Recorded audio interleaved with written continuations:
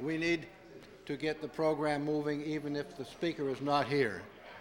So we will start off with our prayer and a salute to our flag. Diane, would you lead us in a prayer? Would you be kind enough to do that? Come on. I know she can do this.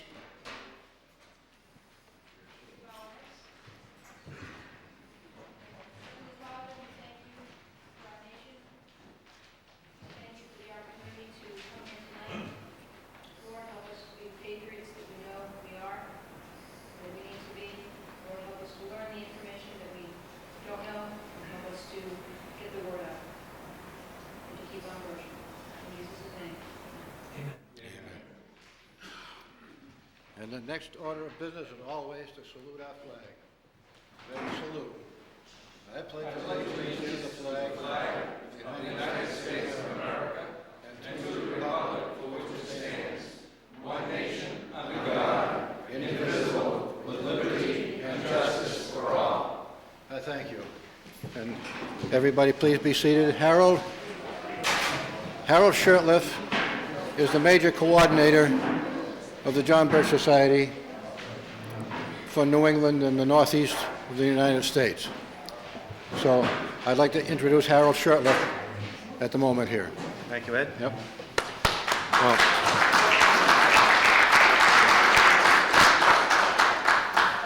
Okay, like I said a little earlier, things beyond our control.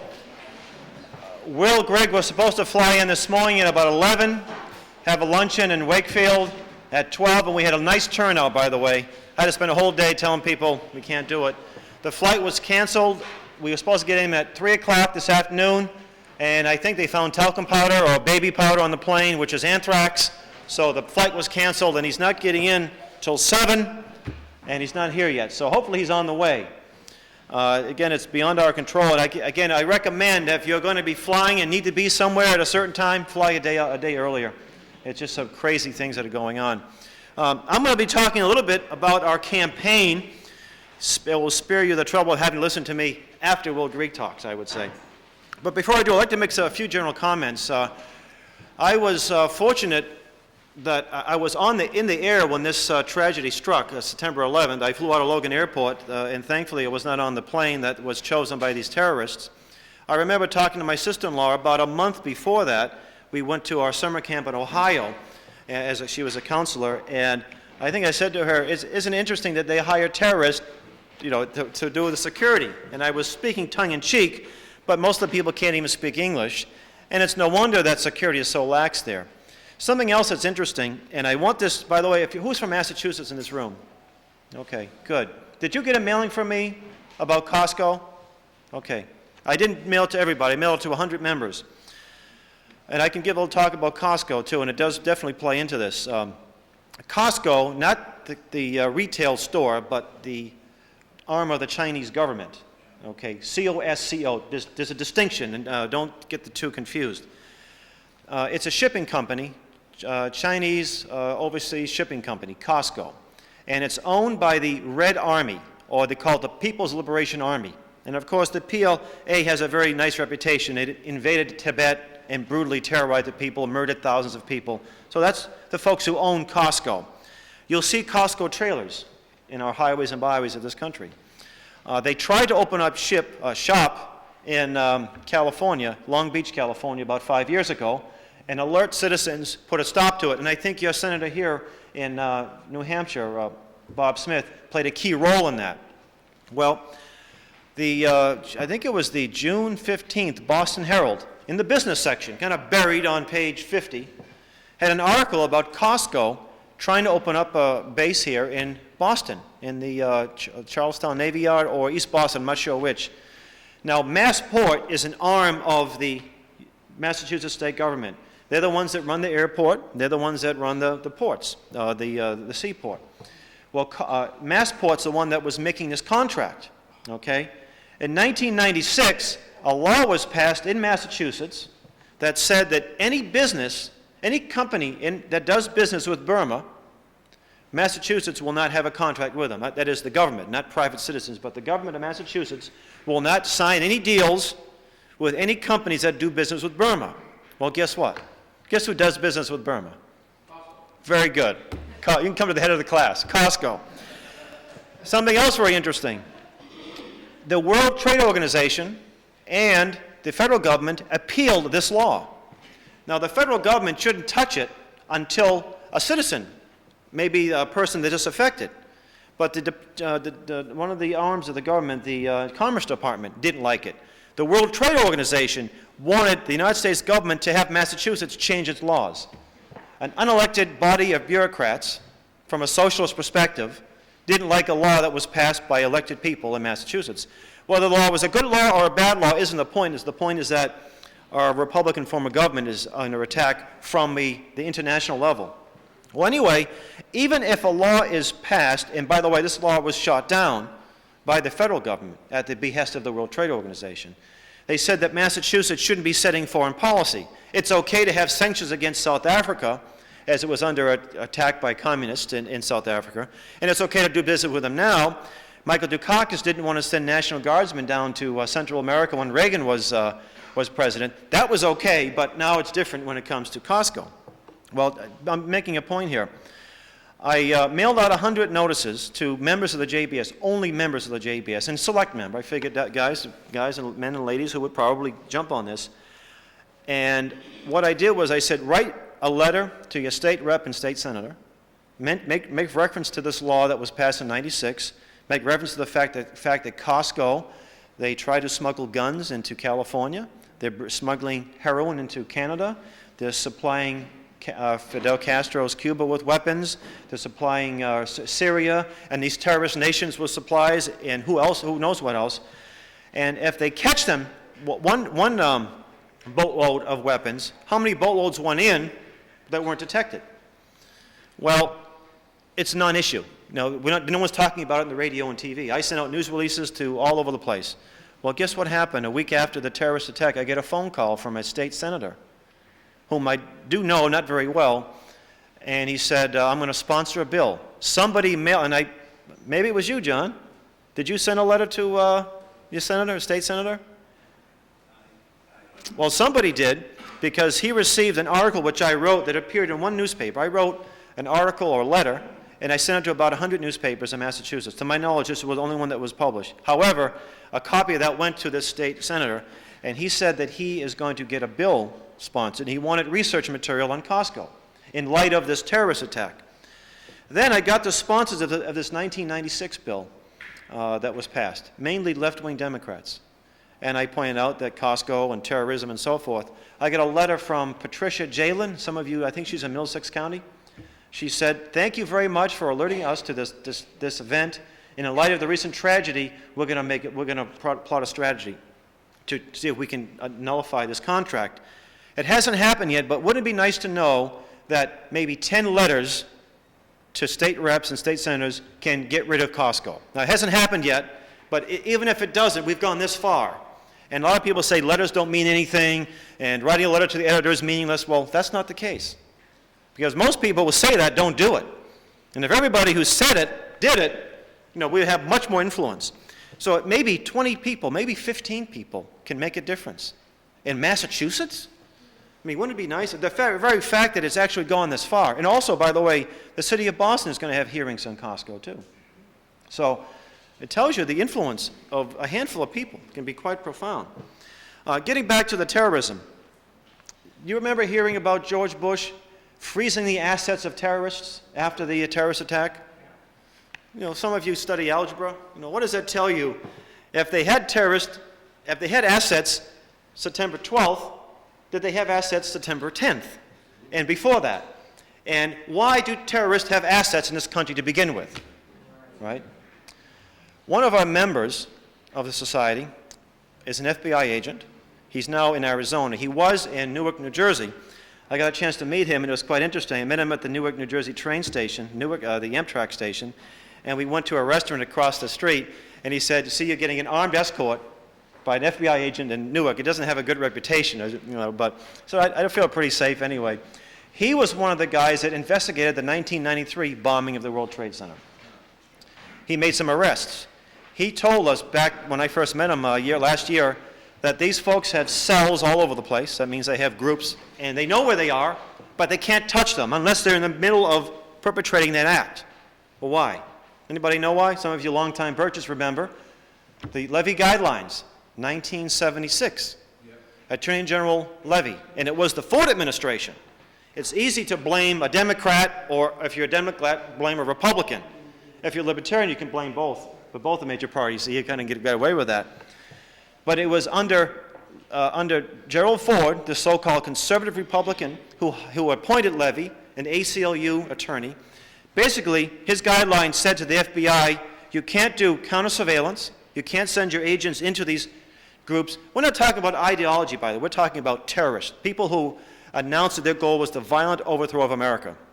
It's a big difference from, people who have ideological perspective. We're talking about terrorists. The Weathermen Underground, some of you remember the Weathermen, and the SDS and the Black Panthers and all these militant groups that want to overthrow our country.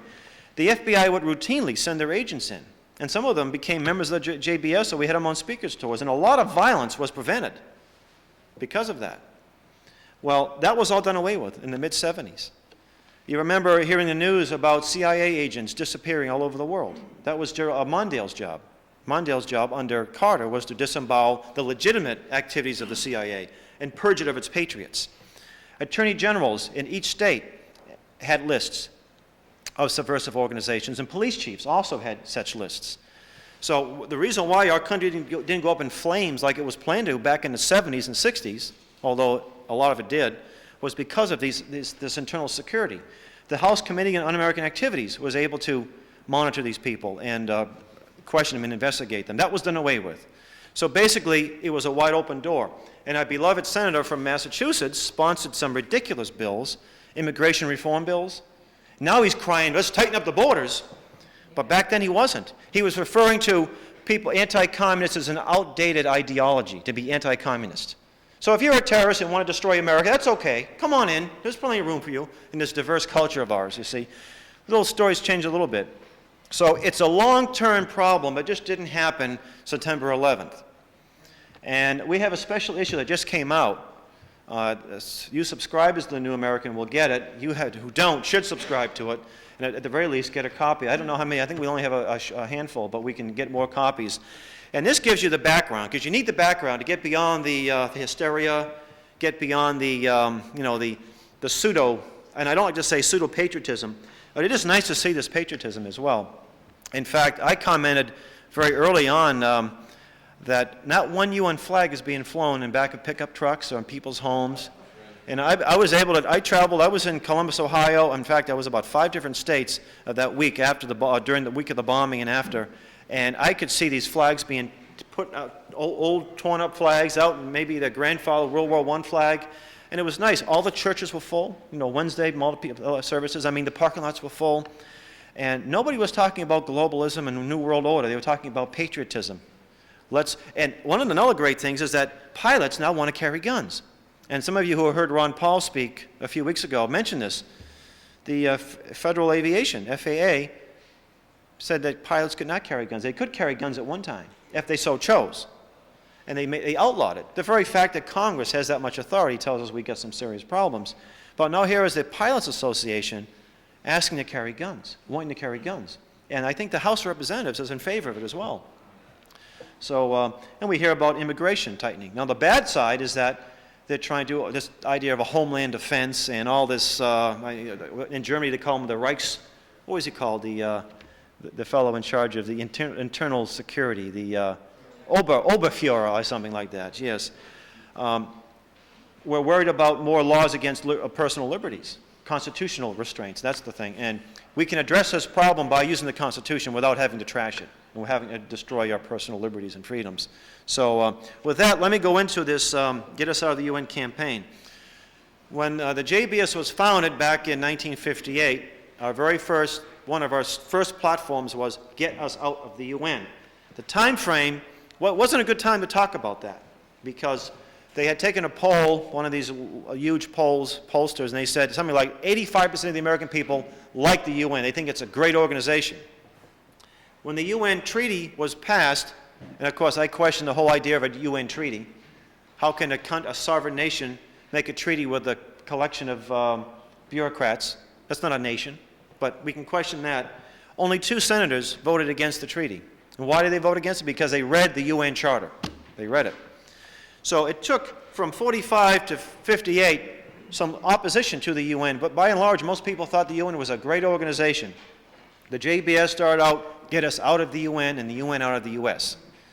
I think that idea is becoming more popular. Now you say to yourself, yeah, you guys have been around 42 years, and you're still saying the same old thing, and we're still in the UN. But I am absolutely convinced that if it hadn't been for these efforts, and many of you in this room have been members since the early 60s, letters to newspapers, books, pamphlets, film strips, videotapes, speeches like this, radio show engagements, C-SPAN engagements, that the UN would be the world government it wishes to be. Okay? And by the way, make no mistake about it. The purpose of the UN was to have a world government. You can even read the charter, and they always refer to it as this present charter. That was just the beginning. The idea was to have world government from the very beginning. And I met a dear lady at a fair a month ago, who was pro-life. And I introduced the concept that the UN is the biggest promoter of abortion in the world, and she agreed with me. That was terrible. I said, we should get out of the UN. What are we going to replace it with? Was her response. And I could have been a wise guy, and some of you, I'm sure, would feel, it's like, well, if I had a cancerous tumor and I wanted that cut out, what am I going to replace it with? But I did, and by the way, don't be tempted to do that. I mean, it's tempting, but don't do that because you lose potential allies in the fight. So I gave her some material, and hopefully, with some of her own reading, she'll come to the conclusion that we must get out. So anyway, all of this work led to a bill introduced by Ron Paul in 1996, I believe, or 94, 96. It was called H.R. 1146, and it's still there. And I think he initially got like 19 votes. Now, 19 votes is a long way from 218 majority that you need to get a bill. And that's just one house. You need the Senate as well. He recently put a bill to defund the UN. I think he got 85 votes. So that's a nice momentum we're building here. And why is it? Is it because of the Newt Gingrich Republicans building this momentum? Is it somebody who sent you, is it a large talk show host who's not only large and, with his outreach, but also no. Is it a talk show host? No. Is it the New Republic magazine? The National Review? Maybe they're the ones that are creating this understanding? I think it's the John Birch Society that's been doing this understanding, even though we're not nearly the size we ought to be. In fact, I was at a barbecue that Senator Smith attended a few years ago. I was invited by Ann Concession, the talk show host. And when Bob Smith said one of his platforms was to get us out of the UN, 150 people just applauded wildly. There was probably 5 Birches there in that room in that gathering that I could recognize. But who created that understanding? Why did 150 people applaud wildly? Because they know that we should get out of the UN. So in 1995, it was kind of a watershed year. It was the 50th anniversary of the UN. And I remember the great work we did all over the country, and having these little brochures, the 12 Reasons, pamphlets. And I remember in the State House in Massachusetts, we had several pickup trucks, nice, clean-looking pickup trucks with our big "Get Us Out of the UN" sign. This one here.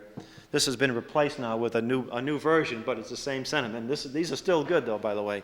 So if you have them up, don't pull them down. Keep them up there. Get more up. And I really thank God that He allowed me to be part of this great battle, to be involved with the John Birch Society at this critical time in our history. It was a delightful time, and we got mostly thumbs up from people. Downtown Boston, in front of the State House. Michael Dukakis attended this UN gathering there on October 24th, and he was handed one of these. I wanted to go in to see what was happening inside, and I walked behind this couple, and the fellow had a bow tie, a Boston Brahmin type with his wife, and I hear the wife, she said, "Is this John Birch?" She was very upset. He said, "Yes, it is, dear." "What are we doing about it?" "Oh, we're working on it, dear." And I thought, wow, I wish I could tape that, see? Because a lot of our members don't appreciate the impact we have, And we were the butt of conversation, because who else is doing this? I wish there were more people doing this. So it was a great time to be involved, and I think now is even better. Our campaign, it's going to be ongoing, by the way. It's not going to shut down 2 weeks from now. It's going to be ongoing. And it's in 3 steps. The first step is general outreach. Now, how do you do that? Well, you see this sign like this. Now, the billboard's expensive. Okay, if you put a billboard in downtown Boston on the expressway, which is a misnomer, $20,000 a month, okay? 18,000, depending on where it is. That's a lot of money, and I think we can get more bang if we put it somewhere else. I was at a meeting in Pittsburgh back in September, and I mentioned the fact that we should get these billboards. Maybe we have friends who own buildings conspicuously located. Maybe we do. Maybe a barn somewhere like Lester Colwyn's barn or what have you. And she said, she lives right in Pittsburgh, and she lives on the other side of a bridge, which everybody who goes in, there's a tunnel and a bridge over the Ohio River. And she said, if you go to Pittsburgh, you have to see my home. And she said, I'm going to get a sign before I leave here. And she did. And I hope it's up there.